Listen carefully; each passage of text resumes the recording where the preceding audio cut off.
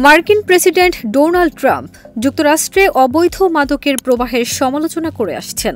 তিনি বলেছেন, এসব মাদক কানাডা এবং মেক্সিকোর উভয় দেশ থেকে এসেছে। এসব নিয়ে মার্কিন যুক্তরাষ্ট্র ও কানাডা দুই দেশের মধ্যে চলমান বাণিজ্যে ক্রমবর্ধমান উত্তেজনা চলছে। এরই মধ্যে জাস্টিন ট্রুডোর এক বিবৃতি এসেছে। তিনি ট্রাম্পকে পাল্টা হুঁশিয়ারি দিয়েছেন। ডোনাল্ড ট্রাম্প শুল্ক আরোপের বিরুদ্ধে জোরালো, তাই যুক্তিসঙ্গত পদক্ষেপ গ্রহণ করার হুঁশিয়ারি দিয়েছেন ট্রুডো। ২৮ ফেব্রুয়ারি ট্রুডোর এক বিবৃতিতে এই সতর্কবার্তা জারি করে বলেছেন, কানাডা অবিলম্বে এবং অত্যন্ত শক্তিশালী প্রতিক্রিয়া জানাবে। এনডিটিভির মাধ্যমে এই খবর জানা গেছে।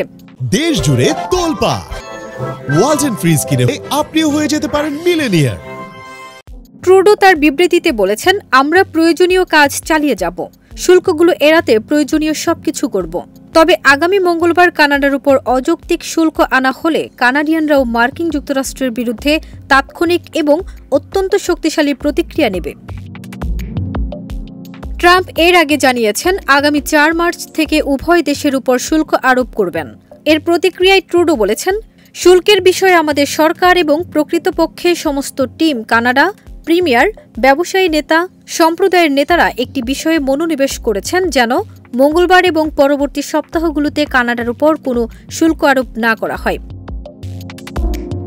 তিনি আরও বলেছেন, যুক্তরাষ্ট্রের চলমান ফেন্টানিল সংকটকে কেন্দ্র করেই প্রেসিডেন্ট আগামী সপ্তাহে শুল্কের কথা উল্লেখ করেছেন। তবে আমরা কানাডাতেও একই সংকটের মুখোমুখি হচ্ছি।